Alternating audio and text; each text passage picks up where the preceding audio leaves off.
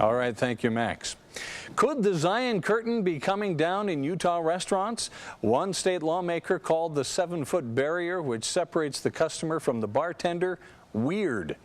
But a powerful state senator says the wall serves a purpose. Fox 13's Nineveh Dinha is at About Time Pub in Grub in Cottonwood Heights tonight. And Nineveh, tell us all about this one.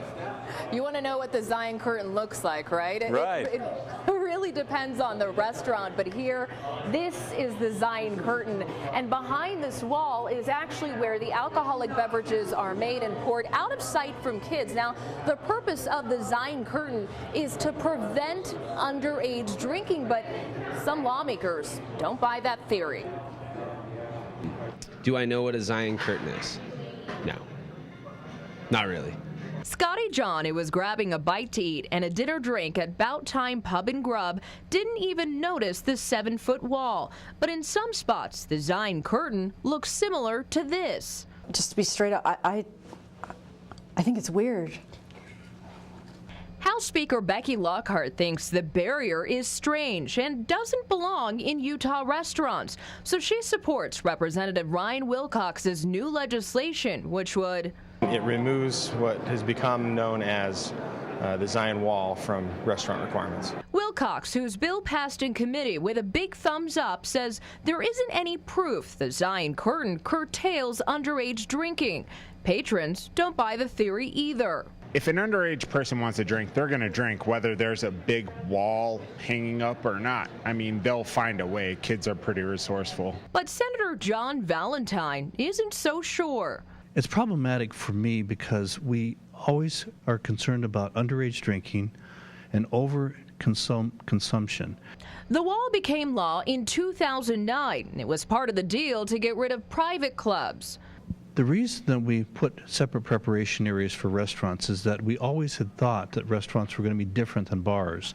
We did not expect that restaurants would turn into bars. But for restaurants like Takashi's in Salt Lake City, who are grandfathered in and don't have to put a curtain, say it gives them an unfair advantage. I think for the public, it's a huge improvement, and I think it will allow a lot of other restaurants as well as chains to come into the playing field, because most chains won't open a restaurant if they know that they can't have a bar.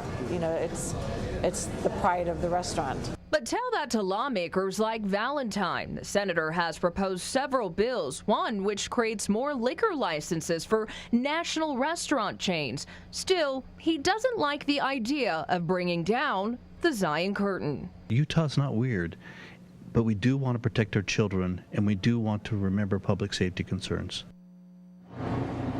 All right, so here is the door that is going to lead us behind the Zion curtain. Are you ready? We're going to open it up.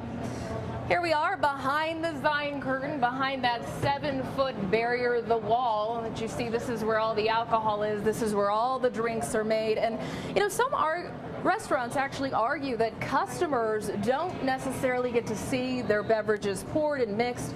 And some people want to know, are we getting the high-grade alcohol that we actually ordered? Bob, patrons actually want to see that sometimes. So the bottom line here is that some Republican lawmakers like it, some Republican lawmakers don't like this measure.